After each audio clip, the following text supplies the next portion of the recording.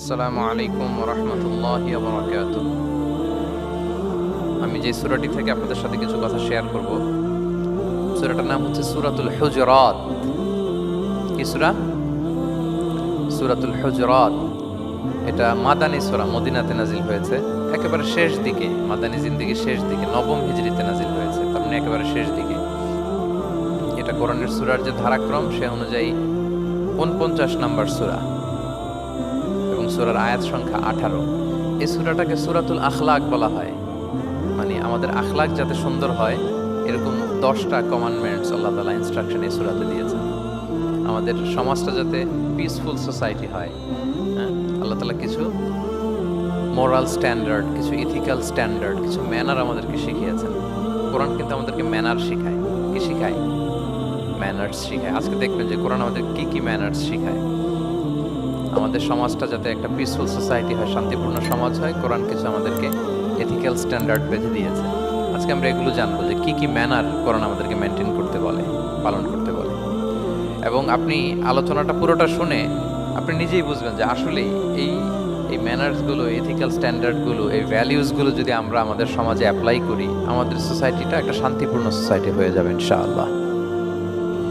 তাহলে কি কি ইনস্ট্রাকশন আল্লাহ তাআলা দিলেন to make our society a peaceful society, আমরা এটা দেখব।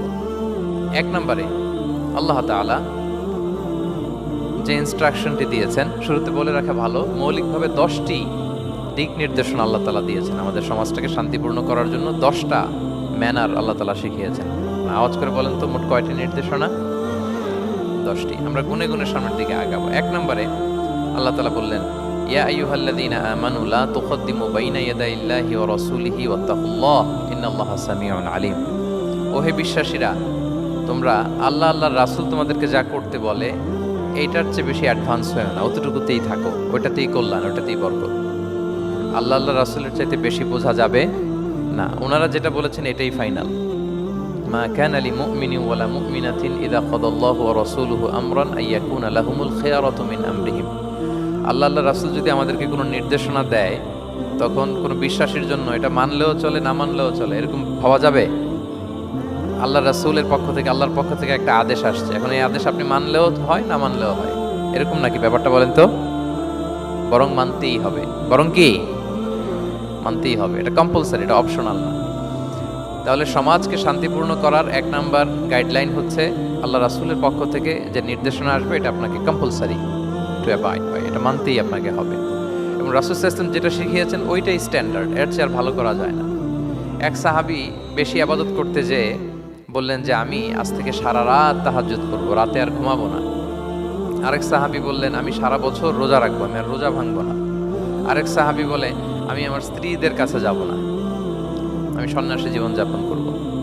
রাসূল সাল্লাল্লাহু আলাইহি ওয়াসাল্লাম শুনে অপছন্দ করলেন, বললেন তোমরা নাকি এমন এমন বলেছো, আমি তো বিশ্বনবী রাহমাতাল লিল আলামিন, আল্লাহর হাবিব, আমি তো কোনো দিন রোজা রাখি, আবার কোনো দিন রাখি না।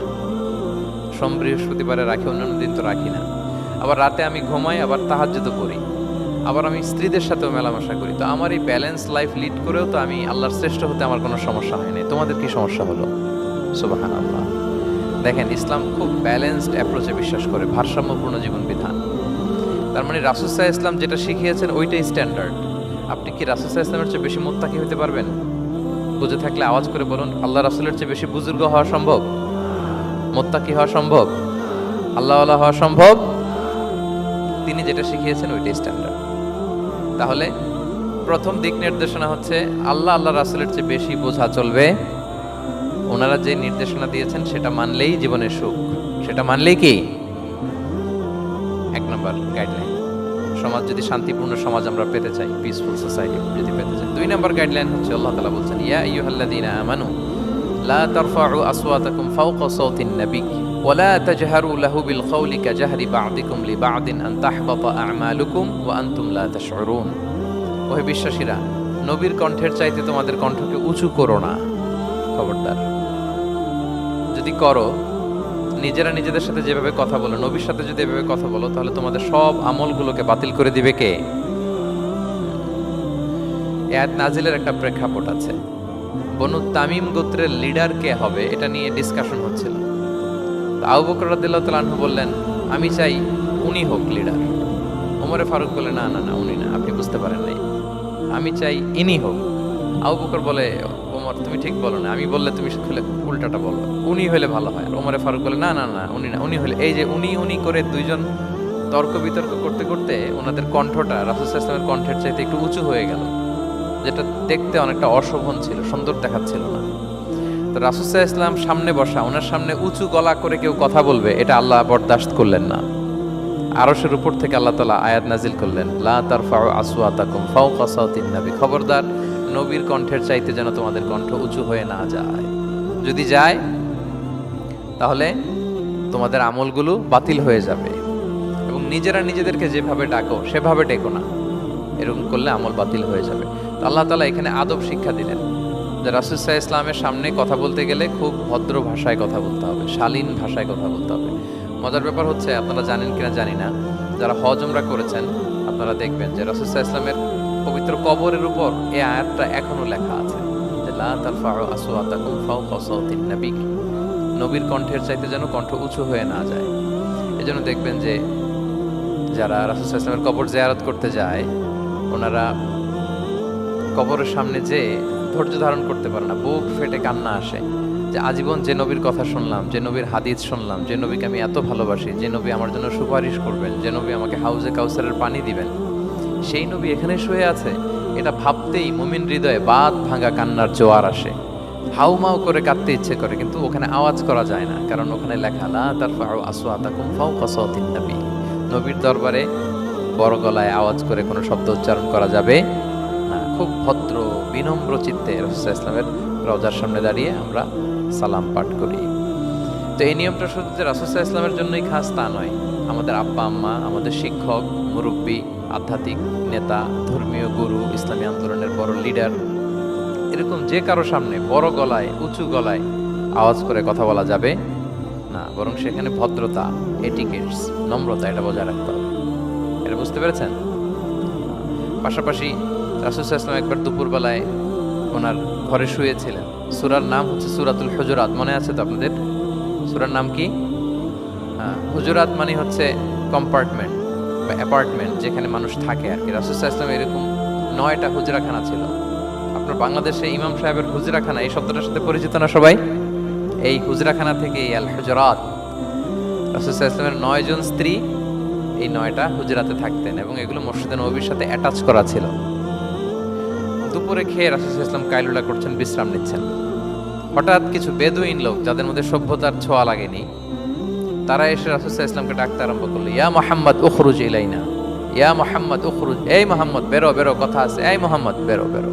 মানে কেমন যেন বন্ধুরে ডাকতেছে, মনে হচ্ছে বন্ধুকে ডাকতেছে। আল্লাহ তাআলা এটা বরদাস্ত করলেন না, বললেন খবরদার, নিজেরা নিজেদেরকে যেমনে ডাকো, নবীকে যদি অমনে ডাকো, তোমার ঈমান আমল সব বাতিল হয়ে যাবে, খবরদার, সব বাতিল হয়ে যাবে। বরং ওনাকে যখন সম্বোধন করবে তখন ডাক দিবে খুব ভদ্র ভাষায়, বলতে হবে ইয়া নবী আল্লাহ, ইয়া রাসূল আল্লাহ, ইয়া হাবিব আল্লাহ, এরকম ভদ্রোচিত ভাবে রাসূল সাল্লাল্লাহু আলাইহি ওয়াসাল্লামকে ডাকতে হবে।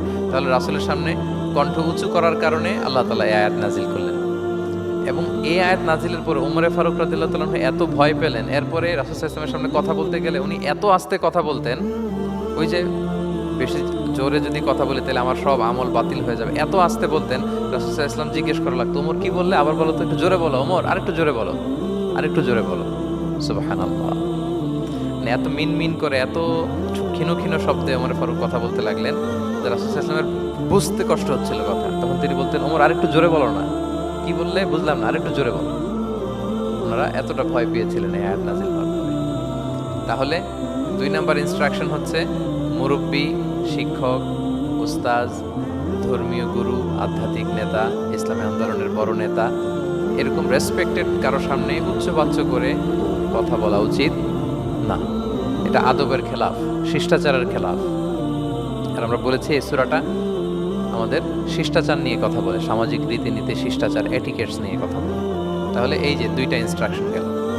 3 নাম্বার ইনস্ট্রাকশন হচ্ছে আল্লাহ তাআলা বলেন, ইয়া আইয়ুহাল্লাযীনা আমানু, ওহে বিশ্বাসীরা, ইন জাআকুম ফাসিকুম বিনাবাইন ফাতাবায়ানু, কোনো পাপাচারী যদি কোনো নিউজ নিয়ে আসে, বিশ্বাস করার আগে নিউজটা যাচাই করে নিও। আন তুসিবু কওমান বিজাহালাতিন ফাতুসবিহু আলা মা ফাআলতুম নাদিমিন, যদি তোমরা বিশ্বাস করে ফেলো তাহলে কোনো কমের উপর হয়তো এমন ডিসিশন নিয়ে নিতে পারো যে ডিসিশনের কারণে পরে তোমাদেরকে পস্তাতে হবে। তাহলে 3 নাম্বার ইনস্ট্রাকশন হচ্ছে নিউজ একটা শুনলেই বিশ্বাস করা যাবে, এটাকে ভেরিফাই করতে হবে। কি করতে হবে? You have to verify, cross check the authenticity of the news. নিউজটা সঠিক কিনা আপনাকে ক্রস চেক করতে হবে, শুনলেই বিশ্বাস করা যাবে না। এটা বর্তমান সময়ের সাথে অনেক বেশি প্রাসঙ্গিক। এত হোক্স নিউজ এখন, এত রুমার্স, এত ফেক নিউজ সোশ্যাল মিডিয়াগুলোতে। ইভেন মেইন স্ট্রিম মিডিয়াও যা প্রচার করে সবই যে আপনি বিশ্বাস করতে পারবেন তাও না, ওইটাও একটু ক্রস চেক করে নিতে হবে। এদেরও কিছু প্রোপাগান্ডা থাকে, আবার এরাও নিউজকে এমনভাবে অনেক সময় করে তাদের সুবিধার্থে। সো আপনার চোখ কান খোলা রেখে অনেকগুলো নিউজ একসাথে মিলিয়ে তারপরে বিশ্বাস করতে হবে। কিন্তু আমাদের সরল মনা অনেক ভাইদের যেটা হয়, ফেসবুকে একটা কিছু দেখেই আমরা মনে করি যেটা সঠিক, ফলে কি করি? শেয়ার দিয়ে ফেলি। কি করি? শেয়ার দিই। আবার আপনার বন্ধুরা শেয়ার দেয়, ফলে মুহূর্তে একটা রুমর, একটা গুজব ছড়িয়ে পড়ে সমাজে, কিন্তু আদতে এটার সাথে কোনো মিলই নাই বাস্তবতার। এরকম হয় কি হয় না বলেন তো? দেখেন ইসলাম কত সুন্দর একটা নিউজকে ভেরিফাই করার জন্য আমাদেরকে নির্দেশ দিয়েছে। ফাতাবাইয়ানু মানে ক্রস চেক করো। কোনো সংবাদ আসলেই চিলে কান নিয়ে গেছে শুনলেই চিলের পিছনে দৌড় দিবেন নাকি? না, আগে প্রথমে কি করবেন? এটা দেখে নিতে হবে যে আসলে কি কান নিয়ে গেল না রয়ে গেল। এই আয়াত নাজিলের একটা প্রেক্ষাপট আছে, সেটা কি? 5ম হিজরিতে বনুল মুস্তালিকের যুদ্ধে যখন আল্লাহর হাবিব সাল্লাল্লাহু আলাইহি ওয়াসাল্লাম জয়লাভ করলেন, বনুল মুস্তালিকের সবাই মুসলিম হলো। রাসূল ইসলাম তাদেরকে দ্বীনের দাওয়াত শিখিয়ে বললেন, বছর শেষে তোমাদেরকে যাকাত পে করতে হবে, আর যাকাতের এই টাকা নেয়ার জন্য আমি একজনকে পাঠাবো বছর শেষে। তো বছর শেষে তিনি বনুল মুস্তালিকের যে লিডার হারিস ইবনে মিরারের কাছে আল ওয়ালিদ ইবনে উকবা নামে যাকাতের কালেক্টর এক সাহাবীকে তিনি পাঠালেন যে যাও তুমি যে যাকাত নিয়ে আসো। তো উনি গেলেন। উনি আসবেন শুনে বনুল মুস্তালিকের সবাই পল্লী থেকে বের হয়ে মরুভূমির মাঝখানে তলোয়ার নিয়ে, ঘোড়া টোরা নিয়ে তাকে ওয়েলকামিং রিসেপশনের জন্য, রেড কার্পেট রিসেপশনের জন্য সবাই দাঁড়ায় আছে যে নবীর সাহাবী আসবে, যাকাত কালেক্ট করতে, আমরা যাকাত দিব। এখন ওই সাহাবী যখন গেলেন, সবাইকে এরকম ঘোড়া তলোয়ার এরকম সাজসজ্জা নিয়ে দাঁড়ায় থাকার কারণে উনি ভয় পেয়ে গেলেন। উনি ভাবছে আমাদের মনে হত্যা করার জন্য দাঁড়ায় আছে। উনি আর এটা ঠিকঠাক না জেনে অ্যাবাউট টার্ন ফিরে গেলেন মদিনায়, যে বলে ইয়া রাসূলুল্লাহ, বনুল মুস্তালিক তো সব মোরতাদ হয়ে গেছে, এরা তো আর মুসলিম, এরা তো আমাকে মারার জন্য সব দাঁড়ায় আছে। আসলে বলেন তো কথাটা কি সত্য না মিথ্যা? একেবারে মিথ্যা। রাসূল সাল্লাল্লাহু আলাইহি ওয়াসাল্লাম এই কথা শুনেই বিশ্বাস করলেন সরল মনে। বিশ্বাস করেই খালিদ ইবনে ওয়ালিদ রাদিয়াল্লাহু তাআলা আনহুকে বললেন, অ্যাটাক বনুল মুস্তালিক, বনুল মুস্তালিকে অভিযান পরিচালনা করো। সাথে সাথে আল্লাহ বললেন, নবী রাখেন, আস্তে অ্যাটাক করেন, একটু থামেন নবী, একটু রাখেন। আপনি যার কাছ থেকে শুনেছেন সে মিথ্যা বলেছে, অসত্য কথা বলেছে, আসলে ঘটনা এমন নয়। আজকে তার কথার উপর বেস করে আপনি যদি খালিদ ইবনে ওয়ালিদকে অভিযান পরিচালনা করতে বললেন, সে যে যদি অ্যাটাক করে কয়েকজনকে হত্যাও করে ফেলতো, এই যে রক্তপাত হতো, ব্লাড শেড, এটার দায় কিন্তু আপনি এড়াতে পারতেন, কারণ আপনি আদেশ দানকারী। আল্লাহ রাসূল সাল্লাল্লাহু আলাইহি ওয়াসাল্লামকে থামালেন আল্লাহ তাআলা আয়াত নাজিল করে যে আপনি ক্রস চেক করেন। পরে রাসূল সাল্লাল্লাহু আলাইহি ওয়াসাল্লাম ক্রস চেক করে লোক পাঠিয়ে জানলেন যে না, এমন কিছুই নয়, তারা কেউ মুরতাদ হয় নাই, সবাই তারা মুসলিমই আছে, তারা ওয়েলকামের জন্য আসছিল, উনি ভাবছে যে ওনাকে হত্যা করার জন্য দাঁড়ায় আছে। তাহলে চিন্তা করছেন যুগে যুগে এই সমস্যা আছে না নাই বলেন? রাসূল সাল্লাল্লাহু আলাইহি ওয়াসাল্লামের জীবনীতে এই ঘটনা ঘটিয়ে আমাদের চোখে আঙ্গুল দিয়ে আল্লাহ তাআলা বুঝাতে চাইলেন যে কোনো নিউজ আসলেই এটা ভেরিফাই না করে বিশ্বাস করা যাবে না। যত মেইন স্ট্রিম মিডিয়া হোক, ওটা শুনলে আপনি আরো কয়েকটা, আরো আপনার সোর্স থেকে আপনি একটু জানবেন, এরপরে আপনি বিশ্বাস করবেন। নাকি বিশ্বাস না করে শেয়ার দিবেন? আপনি কি জানেন যে একটা কথা শুনেই ক্রস চেক না করে অ্যাকশনে যাওয়াতে কত পরিবার ভেঙে যায়, কত সম্পর্ক ভেঙে যায়? আমাদের মধ্যে প্রবণতা আছে। আপনার ছেলের ব্যাপারে একজন একটা কথা বললো, এসে ছেলের মারপিট, জিজ্ঞেসও করেন না এটা। আপনার মেয়ের ব্যাপারে একজন এসে একটা বাজে কথা বলছে, এসেই আপনি মেয়ের সাথে খারাপ আচরণ। আপনার ওয়াইফের ব্যাপারে একজন বললো আর কি যে ভাই আপনি এখানে, ভাবিকে তো দেখলাম ওইখানে আরেকজনের সাথে, আপনি এসেই আপনার স্ত্রীর উপর চড়াও অথবা গায়ে হাত তুললেন। তো হতে পারে যে ওই ভদ্রলোক অন্য কোনো মহিলাকে দেখেছে যে দেখতে আপনার স্ত্রীর মতো, এরকম হতে পারে কি পারে না বলেন? তো এই যে আপনি ক্রস চেক না করে, ভেরিফাই না করে যে অ্যাকশনে গেলেন, এতে সমস্যা হবে না সমাজে? পরিবার ভাঙে, সমাজে সম্পর্ক নষ্ট হয়, কলহ বাঁধে। এই জন্য আল্লাহ তাআলা বলেন যে সোসাইটিটাকে যদি পিসফুল করতে চাও, ইদা জাআকুম ফাসিকুম বিনাবাইন ফাতাবায়ানু, নিউজ আসলেই বিশ্বাস করো না, you have to cross check, you have to justify and you have to verify the news. মনে থাকবে? তাহলে আজকে থেকে ফেসবুকে একটা পেলে আমরা কি করব? শেয়ার দিয়ে দিব। কি শেয়ার দিবেন না? কি করব? যাচাই বাছাই করব, ক্রস চেক করব। এখন অবশ্য ক্রস চেক করার জন্য কিছু কিছু প্ল্যাটফর্ম বেরিয়েছে, তারা অবশ্য যেগুলো খুব বেশি ছড়িয়ে পড়ে নিউজ, সেগুলো যদি ভুল হয় তারা ক্রস চেক করে, তারা সামাজিক সচেতনতা তৈরি করে। তো আমরা প্রত্যেকেই দায়িত্বশীল হলে এই গুজবগুলো স্প্রেড করা থেকে আমরা বিরত থাকতে পারি। নিউজ শুনলেই আমরা এখন বিশ্বাস করবো না, আগে ক্রস চেক করে নেব, তা না হলে আমরা বিপদে পড়তে পারি। কি বলেন? এমন কোনো কাজ করে ফেলতে পারি যেটার কারণে পরে লজ্জিত হব। আমরা আগে থেকেই সাবধান হয়ে যাই। 4 নম্বরে আল্লাহ তাআলা বলেন, ওয়া ইন তাইফাতানি মিনাল মুমিনিনা ফাতাচালু ফাসলিহু বাইনাহুমা। বিশ্বাসীদের মধ্যে দুই গ্রুপ যদি মারামারি লাগে তাহলে তুমি মিলিয়ে দাও, ইসলাহ করো, ইসলাহু যাতিল বাইন, মিলিয়ে দাও, মীমাংসা করে দাও, বিরোধ নিষ্পন্ন করে দাও। অনেক সময় হয় না যে দুই ভাই ঝগড়া লেগেছে, দুই বন্ধু ঝগড়া লেগেছে, অথবা স্বামী স্ত্রীর মধ্যে কোনো কারণে বিরোধ, হ্যাঁ, দুই পার্টি ঝগড়া লাগছে, এরকম আসরা নাই। তখন ফাসলিহু বাইনাহুমা, তাদের মধ্যে আপোষ মীমাংসা করে দাও, মীমাংসা করে দাও, ইসলাহ, রিকনসিলিয়েশন করো, ওয়ার্ক অ্যাজ এ মিডিয়েটর, মধ্যস্থতাকারী হিসেবে কাজ করো। তো আমরা সমাজে কি করি দেখেন তো, একটু মিলিয়ে নেন। দুইজন ঝগড়া লাগছে, আমরা কি করি? হ্যাঁ, কি করেন? আরো লাগিয়ে দেন, সর্বনাশ। তো আপনাদের ওয়াজি করতেছি আমি না, তাদেরকে আরো ঝগড়ায় মাতিয়ে তোলা যাবে না, লাগিয়ে দেওয়া যাবে না, বরং ঝগড়া থামিয়ে দিতে হবে। কি করতে হবে? কয়েক জায়গায় কৌশল করে মিথ্যা বলা জায়েজ, সহিহ হাদিসে এসেছে। এর মধ্যে একটা আছে, দুইজন মানুষের মধ্যে সম্পর্ক নষ্ট, তাদের সম্পর্ক জোড়া লাগিয়ে দেওয়ার জন্য আপনি কৌশল করে মিথ্যা বলতে পারেন। যেমন ধরেন যে দুইজনের সাথে কথা হয় না, তা কুমড়া সম্পর্ক, আপনি একজনকে বললেন যে ভাই ওই দিন তো ওই লোক আপনার ব্যাপারে অনেক প্রশংসা করলো, সে তো শুনে অবাক হয়ে, কিরে আমার প্রশংসা কি বললো, এমন এমন বললো। তো এটা শুনে ওই লোকের ব্যাপারে তার মনটা একটু নরম হবে। আবার তাকে বললেন যে উনি তো আপনার ব্যাপারে এরকম একটা পজিটিভ কমেন্ট করলো, সেও অবাক হবে, তাই নাকি, তার সাথে আমি এত ভুল বোঝাবুঝি, আসলে লোকটা তো তাইলে ভালো। এই যে দুজনকে আপনি এমন কিছু কথা কৌশল করে বললেন, ফলে তাদের মধ্যে একটা হৃদ্যতা তৈরি হবে। হঠাৎ দেখবেন যে একজন আরেকজনকে দেখে সালাম দিয়ে কথা বলে কোলাকুলি করে সেই আগের যেই শত্রুতা সব নিমেষে শেষ হয়ে গেছে। ঠিক কিনা বলেন?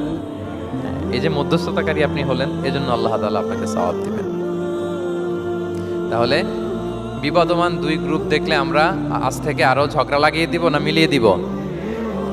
রাসূল সাল্লাল্লাহু আলাইহি ওয়াসাল্লাম বলেন, আলা উখবিরুকুম বিআফদালা দারাজাতিন মিন সাদাকাতি ওয়াস সিয়ামি ওয়াস সালাহ। নামাজ, রোজা, সাদাকা, এর চেয়ে একটা বড় মর্তবার ভালো কাজ আছে, সেটা কি আমি তোমাদের বলবো না? সাহাবারা বলল, বলেন। আল্লাহ রাসূল সাল্লাল্লাহু আলাইহি ওয়াসাল্লাম বলেন, সেটা হচ্ছে ইসলাহু যাতিল বাইন, দুই পক্ষকে মিলিয়ে দেয়া, বিবাদমান দুই গোষ্ঠীকে কি করা? মিলিয়ে দেয়া। এটা নামাজ, রোজা, সাদাকা এর চেয়েও বেশি সওয়াবের কাজ। দেখেন আমরা ইসলামটা বোঝার ক্ষেত্রে আমাদের কত ল্যাকিংস। আমরা মনে করি শুধু লম্বা দাড়ি রাখলাম, তাসবিহ একটা নিলাম, আর জিকির করতেছি দিন রাত এক করে, এরপরে নামাজ পড়তে পড়তে কপালে দাগ ফেলে, এই বোধে ভালো কাজ, এই সব ভালো আমি করে ফেললাম। কিন্তু দেখেন রাসূল ইসলাম বলেছে না, সমাজে বিবাদমান দুইটা গ্রুপকে যদি মিলিয়ে দাও, এটা নামাজ, রোজা, সাদাকার চেয়ে বেশি সওয়াব তুমি পাবে। তাহলে এখন থেকে যদি আমরা বিবাদ দেখি কি করব? মিলিয়ে দিব। কখনো আমরা ঝগড়া আরো বাড়িয়ে দিব না। আগুন যদি লাগে সেখানে পানি ঢালবো নাকি তেল ঢালবেন? কি ঢালবেন? অনেকে কি ঢালে? আরো দাউ দাউ করে জ্বালাতে চায়। না না, এটা করা যাবে না, বরং আমরা মিলিয়ে দিব ইনশাআল্লাহ। বলেন সবাই। আল্লাহর হাবিব সাল্লাল্লাহু আলাইহি ওয়াসাল্লাম তিনি এই কাজটা করতেন। মক্কা থেকে মদিনায় গেলেন, মদিনায় আউস খাজরাজ দুইটা গোত্র, বছরের পর বছর যুদ্ধ, উনি যেই মিলিয়ে দিলেন। রাসূল সাল্লাল্লাহু আলাইহি ওয়াসাল্লাম এই যে সংলাপ, তারপর রিকনসিলিয়েশন, মিডিয়েশন, মধ্যস্থতা, এগুলোতে এক্সপার্ট ছিলেন। যেই যে যুদ্ধ থামে না, এই যুদ্ধ মিলিয়ে দিলেন। কত প্রাণ গেল এই যুদ্ধে, কিন্তু রাসূল সাল্লাল্লাহু আলাইহি ওয়াসাল্লাম যেই আউস খাজরাজ এখন ভাই ভাই হয়ে গেছে, ভাই ভাই করে দিলেন, ভ্রাতৃত্বের বন্ধনে ওনাদেরকে আবদ্ধ করে দিলেন আল্লাহর হাবিব সাল্লাল্লাহু আলাইহি ওয়াসাল্লাম। এবং সহিহ বুখারীতে একটা বাব আছে, বাবের শিরোনাম হচ্ছে বাবু কওলুল ইমামি কওলিল ইমাম ইযহাবু বিনা নুসলিহ বাইনা, মানে আমাকে নিয়ে চলো আমি মিলিয়ে দিব। এটা ছিল রাসূল সাল্লাল্লাহু আলাইহি ওয়াসাল্লামের বিখ্যাত বাণী। ঝগড়া একটা লাগছে, রাসূল ইসলাম বলতে, আরে আমি আসি না, আমাকে নিয়ে যাও, আমি মিলাই দেবো। কোথাও কিছু হয়েছে, আমাকে নিয়ে যাও, আমি তো আছি, মিলাই দেবো। রাসূল ইসলাম এসেছেনই মানুষকে মিলানোর জন্য, গড়ার জন্য এসেছেন, ভাঙার জন্য নয়। তাহলে 4 নাম্বার যেটা আমরা জানলাম যে বিবাদমান দুই পক্ষকে আমরা কি করব, মনে থাকবে? এই যে আমি শুরুতে বলেছিলাম যে একটা শান্তিপূর্ণ সমাজ যদি আপনি করতে চান, তাহলে এই 10টা ইনস্ট্রাকশনের কোনো বিকল্প নাই। এখানে সোশ্যাল নর্মস, কিছু মোরালিটি, কিছু ভ্যালিউজ, বিশেষ করে ম্যানার্স আমাদেরকে শিখিয়েছেন আল্লাহ তাআলা।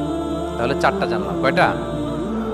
5 নাম্বার আল্লাহ বলেন, ইয়া আইয়ুহাল্লাযীনা আমানু লা ইয়াসখার কওমুন মিন কওম আসা আন ইয়াকুনু খায়রাম মিনহুম।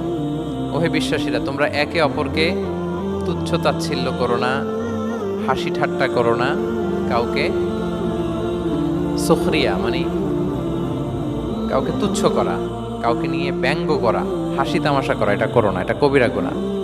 মানে এমন কোনো কথা বলো না যাতে তোমার ভাইয়ের মনে কষ্ট হয়, এরকম কিছু বলা যাবে না। আমরা অনেক সময় এটা করে ফেলি, এমন কথা বলি যেটাতে আরেক ভাই বা আরেক বোন কষ্ট পায়। আমরা খুব সিম্পলি বলি, কিন্তু এটা কবিরা গুনাহ। এটা কি? বিশেষ করে তার আকৃতি নিয়ে আপনি কিছু বলতে পারবেন না, এটা বড় কবিরা গুনাহ। এটাকে বডি শেমিং বলে। কি বলে? বডি শেমিং হারাম। কারণ বডি স্ট্রাকচার, এটাকে আমার ইচ্ছে মতো হয়েছে না আল্লাহ বানাইছে? আচ্ছা, আপনি যে এত সুন্দর ফর্সা, কে বানালো? হ্যাঁ, আবার আরেকজন যে একটু শ্যাম বর্ণের, তাকে কে বানালো?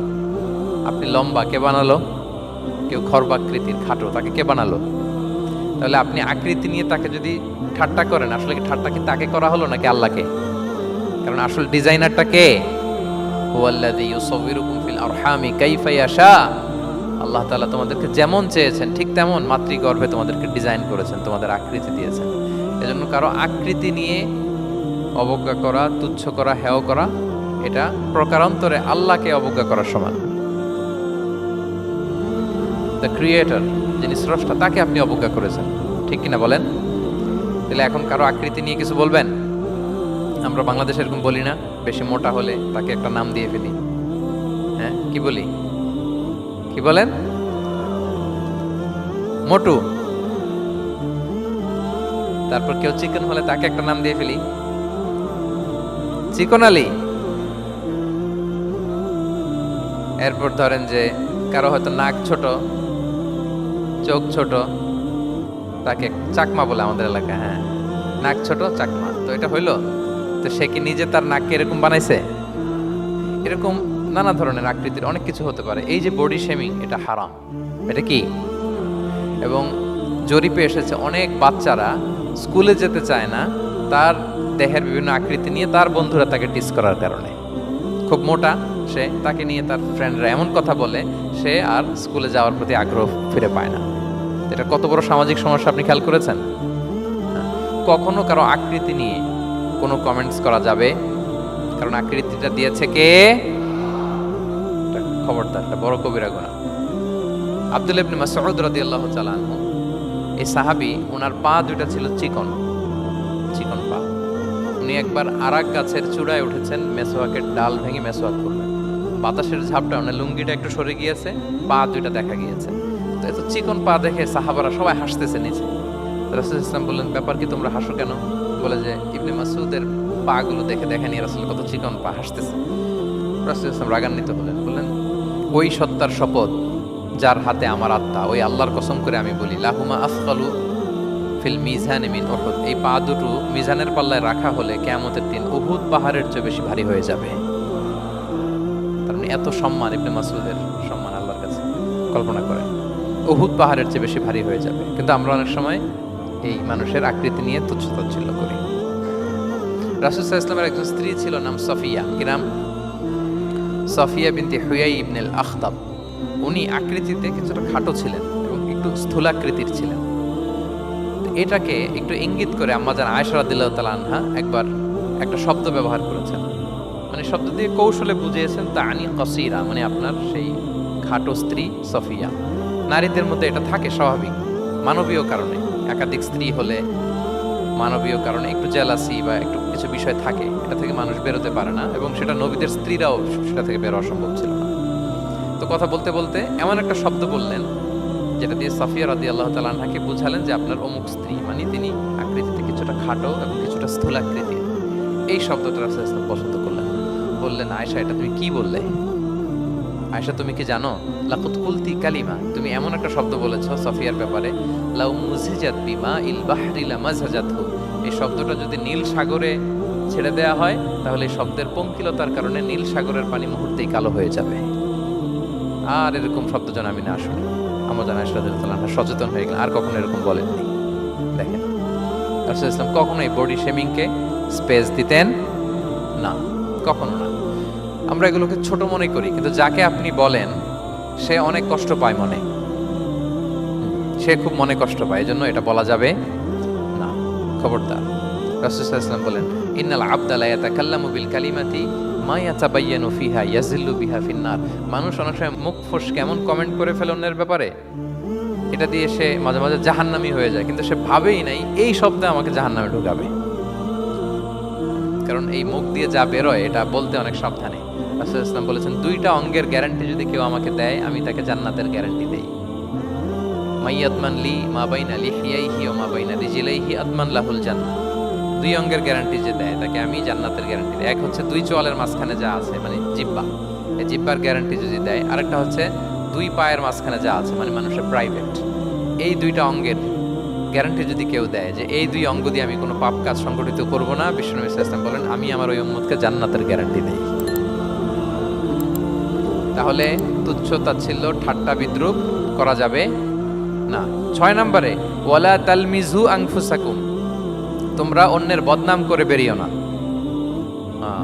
লামজ আসছে লুমাজা থেকে, ওয়াইলুল লিকুল্লি হুমাজাতিল লুমাজা, যে প্রকাশ্যে অন্যের বদনাম করে বেড়ায়, অন্যের দোষ খুঁজে বেড়ায়।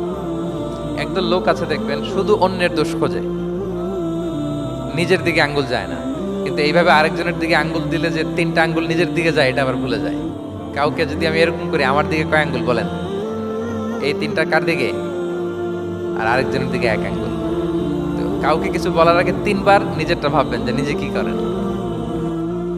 ওয়ালা তালমিজু, অন্যের বদনাম করো না, প্রকাশ্যে অন্যের দোষ খোঁজো না।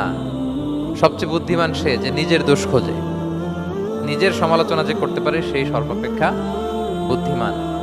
কিন্তু আমরা একদল আছে শুধু সমালোচনা, ওর এই সমস্যা, ওর এইটা, ওর মানে তার দায়িত্ব হচ্ছে সবার সমস্যা বের করা। এরকম দায়িত্বপ্রাপ্ত কিছু লোক আছে না নাই? সবাই না, এগুলো থেকে আমাদের বেরিয়ে আসতে হবে। অন্যের দোষ খোঁজা বাদ দিতে হবে, দোষ খুঁজলে নিজের দোষ খুঁজতে হবে। আমরা আত্মসমালোচনা করবো। খেয়াল রাখবেন, সবচেয়ে ভালো হচ্ছে আত্মসমালোচনা, সবচেয়ে ভালো কি? তারপরে মোটামুটি ভালো হচ্ছে আলোচনা, আর সবচেয়ে খারাপ হচ্ছে সমালোচনা। কিন্তু আমরা সবচেয়ে করি বেশি কোনটা? চেঞ্জ করতে হবে, আত্মসমালোচনা বাড়াইতে হবে। আমি প্রায় একটা কথা বলি, small people talk about people, average people talk about things, great people talk about ideas. ছোট মনের মানুষ যারা, এরা মানুষ নিয়ে কথা বলে, এর এই সমস্যা ওরে। মাঝারি ধরনের যারা, এরা বিভিন্ন বিষয় নিয়ে, ঘটনা নিয়ে কথা বলে। গ্রেট মাইন্ড যারা, এরা আইডিয়া নিয়ে কথা বলে, যে এই আইডিয়া ইমপ্লিমেন্ট করলে সমাজের এটা সমাধান হবে, এই আইডিয়া জেনারেট করতে পারলে এইটা কাজ হবে। এখন বলেন, আপনি কি ছোট মনের মানুষ হবেন না বড় মনের? অন্যের দোষ খুঁজবো, আর তাহলে কারটা খুঁজবো? ইনশাআল্লাহ বলেন সবাই। কটা গেল? 7 নাম্বার, ওয়ালা তানাবাজু বিল আলকাব, কাউকে মন্দ উপনামে ডেকো না। মন্দ উপনামে ডেকো না মানে কাউকে একটা বিশেষ নাম দিও না, তার নামটা সুন্দরভাবে ডাকো। নাম বিকৃতি করা কবিরা গুনাহ। নাম আপনি বলুন, হুজুর এটা একটা কথা হইলো, নাম বিকৃতি করছি তো কি হয়েছে? এটা আপনার কাছে সমস্যা নাই। ধরেন যে ওই লোকের নাম আব্দুল্লাহ, আপনার কাছে আব্দুল্লাহ এটা সিম্পল, ধুর আব্দুল্লাহ একটা কিছু হইলো। তো যার নাম আব্দুল্লাহ তার কাছে এটা অনেক দামি। তার কাছে কি? কারণ এটা তার পরিচয় বহন করে। ধরেন যে আমার নাম কি মিজান, আপনার কাছে মনে হয় আরে মিজান একটা নাম হইলো, তা আমার কাছে তো এটা অনেক গুরুত্বপূর্ণ, কারণ এটা আমার পরিচয় বহন করে। এই নামে মানুষ আমাকে ডাকে, ফলে এটা আমার খুব আদরের, আমার কাছে বড্ড যত্নে দরদের নামটা। আপনার কাছে নাও হইতে পারে। মানুষ প্রত্যেকে তার নিজের নামকে খুব পছন্দ করে। দেখবেন যে মানুষ কাগজ পেলে নিজের নামটা লেখে, সিগনেচার দেয় একটা, দেখবেন দেয়। এরপর দেখবেন যে সি বিচে ঘুরতে গেলে বালুর মধ্যে নিজের নামটা লিখে, দেখবেন লিখে। শুধু তাই না, লিখে আবার একটা লাভ আঁকে, লাভ চারদিকে আঁকে। কেন আঁকে? কারণ এই নামটা সে পছন্দ করে অনেক, এটা তার কাছে গুরুত্বপূর্ণ, আপনার কাছে নাও হতে পারে। এই জন্য প্রত্যেকের নামটা তার কাছে খুব আদরের যত্নের। তার নামটা আপনি সুন্দরভাবে বলবেন। নাম আপনি বিকৃত করতে পারবেন না। এটা কি গুনাহ? সগীরা কবিরা গুনাহ। এটা আমরা সমাজে করি, নাম বিকৃত করি। না, নাম বিকৃত করা যাবে না। ওয়ালা তানাবাযু বিল আলক, মন্দ নাম এটা গুনাহ। আমাদের সমাজে এটা আছে। দেখবেন যে বাবা মা সুন্দর নাম রেখেছে আবু বকর, ওকে ডাকে বকইরা, আছে না এরকম? তারপর নাম রেখেছে ধরেন আব্দুল কুদ্দুস, ওকে ডাকে। নাম রেখেছে আব্দুল ওয়াক্কাস, ওকে ডাকে। এই বিকৃতি আপনি করতে পারবেন? কারণ কিয়ামতের দিন আপনার নাম ধরে, আপনার বাবার নাম ধরে ডাকা হবে। তুদআউনা ইয়াউমাল কিয়ামাতি বিআসমাইকুম ওয়া আসমাই আবাইকুম। কিয়ামতের দিন তোমার নাম, তোমার বাবার নাম, যখন আপনাকে ডাকবে ফেরেশতারা, আপনার নাম এবং আপনার বাবার নাম ধরে ডাকা হবে। এজন্য রাসূল সাল্লাল্লাহু আলাইহি ওয়াসাল্লাম বলেন, ফাআহসিনু আসমাক, তোমাদের নামগুলো সুন্দর রেখো, নাহলে সেই দিন ডাকবে পল্টুর ছেলে কল্টু দাঁড়াও। তখন এই কোটি কোটি মানুষের সামনে আপনি এই নাম নিয়ে দাঁড়াবেন আর লজ্জায় পড়বেন। আর যদি বলে আব্দুর রহমানের ছেলে আব্দুল্লাহ, আসো, কত সুন্দর। নামগুলো ভালো আলেম দিয়ে ক্রস চেক করে, কনসালটেশন করে এরপরে রাখবেন। আর কাউকে মন্দ নামে কখনো ডাকা যাবে না। তার বংশের কোনো খারাপ কিছু দিয়ে তাকে ডাকা যাবে না। ধরেন একজনের বাবা ছিল চোর, কিন্তু তার সন্তান সে সৎ মানুষ হইতে পারে না। এখন বাবার কথা কি আপনি চোরের পোলা বলে ডাকতে পারবেন? না, আপনি ডাকবেন না, বলতে পারবেন না, কারণ সে তো ভালো। তাহলে নাম বিকৃত করা, মন্দ উপনামে ডাকা, এটা কবিরা গুনাহ। এটা আমরা কখনো করব? মনে থাকবে প্রিয় ভাইরা? আচ্ছা, 8 নম্বরে আল্লাহ তাআলা বলছেন, ইয়া আইয়ুহাল্লাযীনা আমানু জিতানিবু কাসীরাম মিনায-যন, ওহে বিশ্বাসীরা তোমরা ধারণা থেকে বেঁচে থাকো। ইন্না বা'দা-যন্নি ইসমুন, কিছু কিছু ধারণা আছে এটা পাপ। ধারণা, অ্যাজাম্পশন করে কথা বলা নিষেধ। ধারণার উপর বেস করে কথা বলা যাবে। অনেকে ধারণার উপর কথা বলে, বেশিরভাগ ধারণাই মিথ্যা হয়। ধারণার বেশিরভাগ কি হয়? সো আপনি ধারণা, বেসড অন ধারণা আপনি কোনো কথা বলতে পারবেন, মানে যেটাকে আমরা বাংলায় বলি আন্দাজে কথা বলা। বাংলা আমরা কি বলি? আন্দাজে আপনি কিছু বলতে পারবেন না, আপনাকে নিশ্চিত হইতে হবে। আমরা খালি চোখে যা দেখি, বাস্তবে ওই ঘটনা নাও হতে পারে এরকম। হোয়াট এভার উই সি, এটা রিয়েল সিনারি নাও হতে পারে। ভেতরে হয়তো এমন কিছু একটা আছে যেটা আমরা জানি না। এজন্য ধারণা করে কথা বলা নিষেধ ইসলামে। ওয়া ইন্না যন্না লা ইউগনি মিনাল হাক্কি শাইআ, আল্লাহ বলেন ধারণা কখনো সত্যের বিকল্প হতে পারে না। আপনাকে সত্যটা জেনে বলতে হবে, আপনি ধারণার উপর কিছু বলতে। আমরা এরকম সমাজে অনেক করি, অনেক। আপনি পাবেন, দেখবেন যে ধরেন যে আপনাকে আপনার এক বন্ধু দেখলো, রিক্সা দিয়ে যাচ্ছেন, আপনার পাশে এক নারী বসা, তো সে অনেক কিছু খারাপ ধারণা করতে পারে। এরকম হয় না সমাজে? এমন হতে পারে যে আপনি আপনার ছোট বোনকে নিয়ে বেরিয়েছেন, হতে পারে না? কিন্তু আপনি তো একটা ধারণা করে ফেললেন অন্য কিছু। বা আপনার ভাগ্নিকে নিয়ে বের হয়েছেন, আপনার আপন খালাকে নিয়ে বেরিয়েছেন কোনো কাজে, ডাক্তারের কাছে, কিছু একটা হতে পারে। কিন্তু তাকে দেখেই আমি এদিক সেদিক বলতে আরম্ভ করলাম যে ওকে তো দেখছি এরকম এরকম এরকম, আছে না নাই? আমাদের সমাজে আমি দেখেছি যে কারো যদি ঠোঁট কালো হয় তো মানুষ ধারণা করে নেয় লোকটা মনে হয় সিগারেট খায়। কিন্তু সিগারেট সেবন করা ছাড়াও কারো ঠোঁট কালো হতে পারে কি পারে না বলেন? এগুলো সমাজে প্রচলিত। বিয়ে করার পর ইমিডিয়েট যদি কেউ একটা গাড়ি কিনে বা হুন্ডা কিনে, এটা কি বলে বলেন তো? এই বোধহয় শ্বশুর বাড়ি থেকে যৌতুক নিয়ে আসছে। দেখছেন, এরকম ভুরি ভুরি আপনি সমাজে পাবেন যে আন্দাজে, ধারণার উপরে আমরা অনেক কথা বলে ফেলি, কিন্তু নিশ্চিত না হয়ে আপনি কোনো কমেন্টসে যেতে পারবেন না। এটা একেবারে নিষেধ। 9 নম্বরে আল্লাহ বলেন, ওয়ালা তাজাসসু, গোয়েন্দাগিরি করো না, স্পাইগিরি করো না, অন্যের ব্যক্তিগত বিষয় নিয়ে খোটাখুটি করো না। এরকম স্বভাব আমাদের অনেকের আছে না নাই?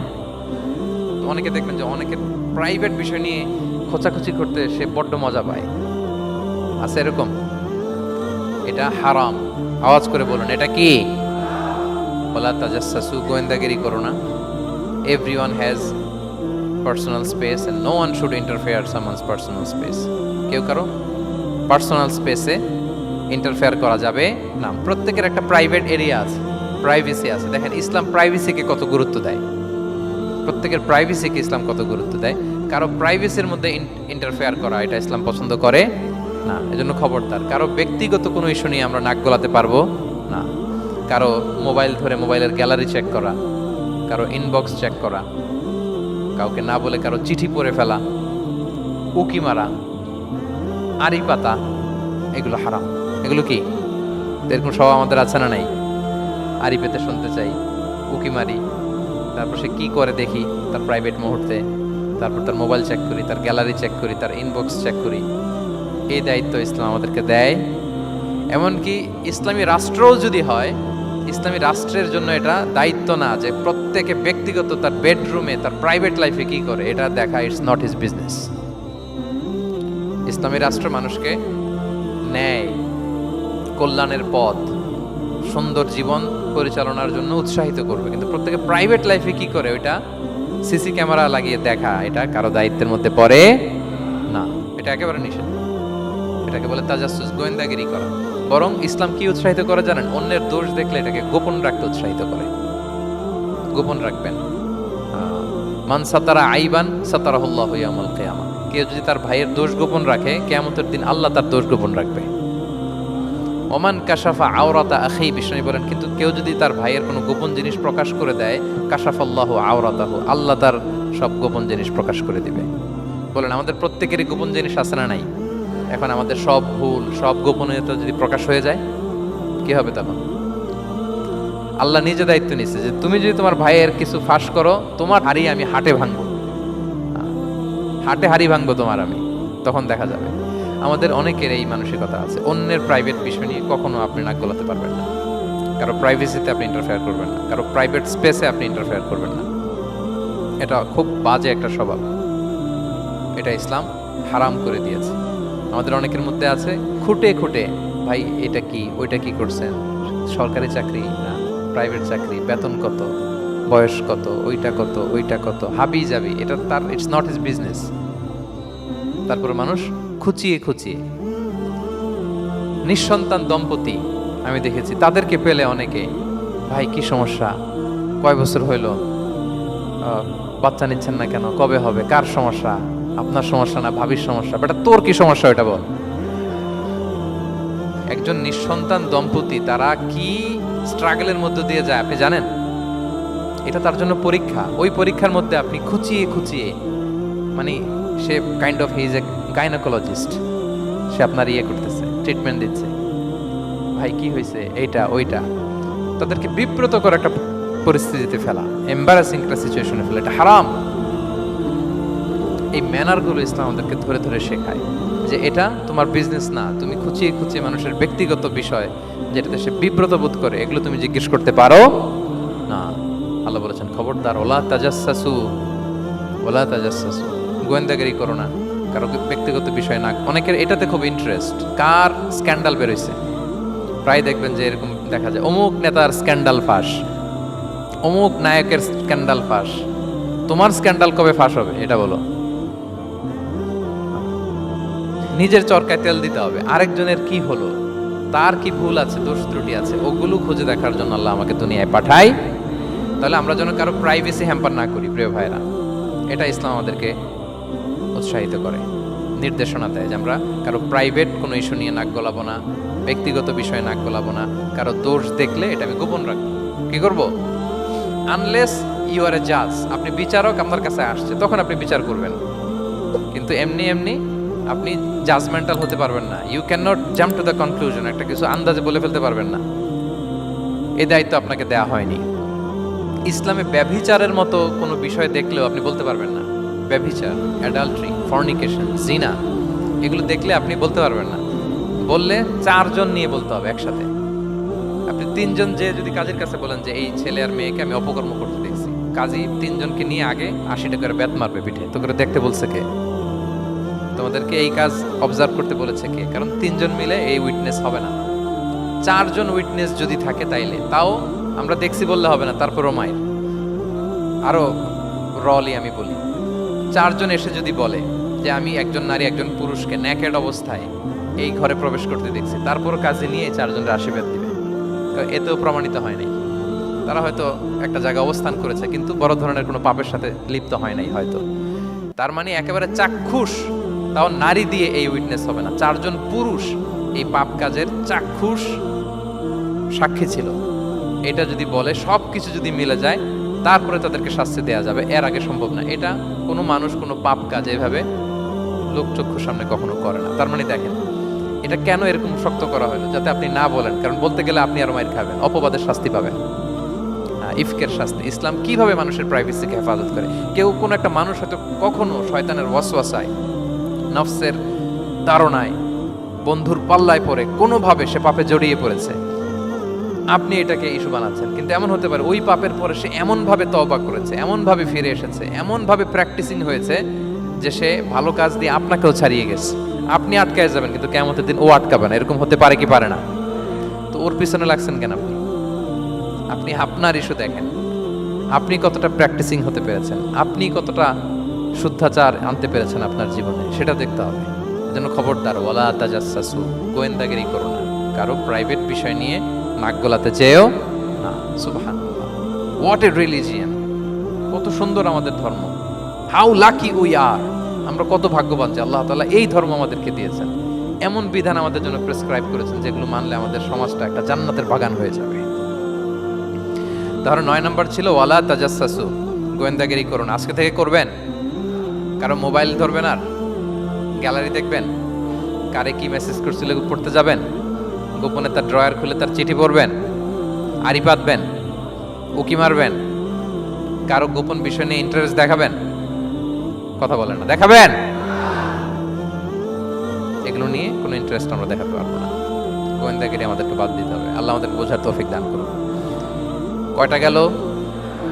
আরেকটা, লাস্ট নাম্বার। আল্লাহ বলেন, সর্বশেষ আল্লাহ বলেন, ওয়ালা ইয়াগতাব বা'দুকুম বা'দা, একে অপরের পরনিন্দা চগলখুরি করো না। ইয়াগতাব মানে গীবা, গীবত করো না। আইয়ুহিব্বু আহাদুকুম আন ইয়াকুলা লাহমা আখিহি মাইতান ফাকারিহতুম, তোমরা কি চাও যে তোমরা তোমাদের মৃত ভাইয়ের গোশত ভক্ষণ করবে? মানে কি, যে ব্যক্তি গীবত করে সে যেন তার মৃত মরা ভাইয়ের পচা গোশত খায়। গীবত করা, গীবত কাকে বলে? রাসূল সাল্লাল্লাহু আলাইহি ওয়াসাল্লাম বলেন, গীবত হচ্ছে যিকরুকা আখাকা বিমা ইয়াকরাহু, তোমার ভাইয়ের অনুপস্থিতিতে তোমার ভাই সম্পর্কে এমন কিছু বলা যেটা শুনলে সে অপছন্দ করে, এমন কিছু বলা যেটা শোনা সে পছন্দ করে না। তো এক সাহাবী বলেন, ইয়া রাসূলুল্লাহ আফারাআইতা ইন কানা ফি মা আকুল, হে আল্লাহর রাসূল, আমার ভাইয়ের মধ্যে যদি আসলেই সেই সমস্যাটা থাকে তাইলেও কি গীবত হবে? রাসূল সাল্লাল্লাহু আলাইহি ওয়াসাল্লাম বললেন, আরে তাইলেই তো গীবত হবে। ওই দোষ যদি থাকে, ওটা তার অনুপস্থিতি যদি বলে বেরো, তাইলেই তো গীবত হবে। আর ওই দোষ যদি না থাকে তাহলে তো অপবাদ হবে, এটা তো আরো বড় গুনাহ, ওটা তো বহতান। তাহলে এই গীবা ইংরেজিতে বলে ব্যাক বাইটিং। ইংরেজিতে কি বলে? এই ব্যাক বাইটিং, চগলখুরি বা পরনিন্দা, আরবিতে বলে গীবাত। এই গীবত আমরা করব না।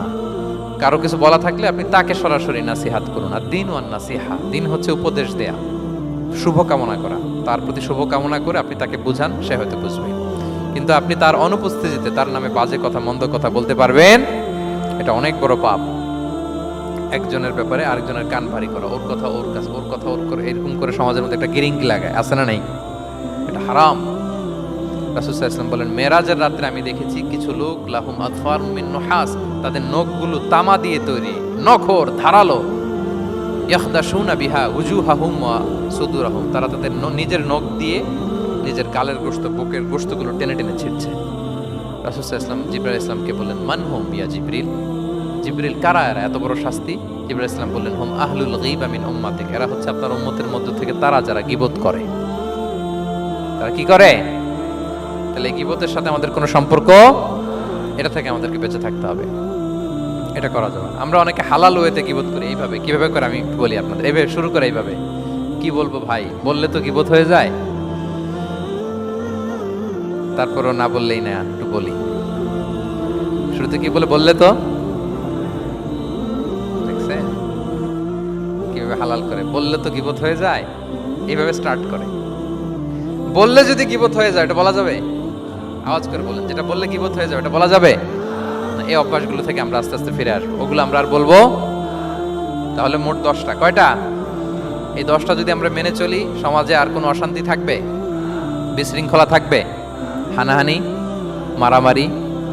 সমাজটা একটা শান্তির সমাজ হবে, পিসফুল সমাজ হবে। এই জন্য এই সূরাটাকে বলা হয় সামাজিক রীতিনীতির সূরা। সোশ্যাল এটিকেটস, সামাজিক রীতিনীতি আল্লাহ শিখিয়েছেন, আমাদেরকে ম্যানার শিখিয়েছেন। আজকে বাড়িতে যে সূরাতুল হুজুরাতটা পড়বেন, যাদের কাছে আমার এক নজরে কোরআন আছে আগে ওটা থেকে দেখবেন, এরপর কোনো তাফসির থেকে বঙ্গানুবাদ থেকে বঙ্গানুবাদ দেখবেন, তাফসির পড়বেন, দেখবেন যে ক্লিয়ার হয়ে যাবে। এরপর নিজেই আপনার ফ্যামিলিকে নিয়ে আপনি তালিম দিবেন এই সূরাটার উপর। পারা যাবে তো? দেখবেন যে সমাজটা শান্তিপূর্ণ হয়ে যাবে। আল্লাহ তাআলা আমাদের সমাজকে শান্তিপূর্ণ করুক, আমাদের পরিবারগুলোকে জান্নাতি পরিবার করুক।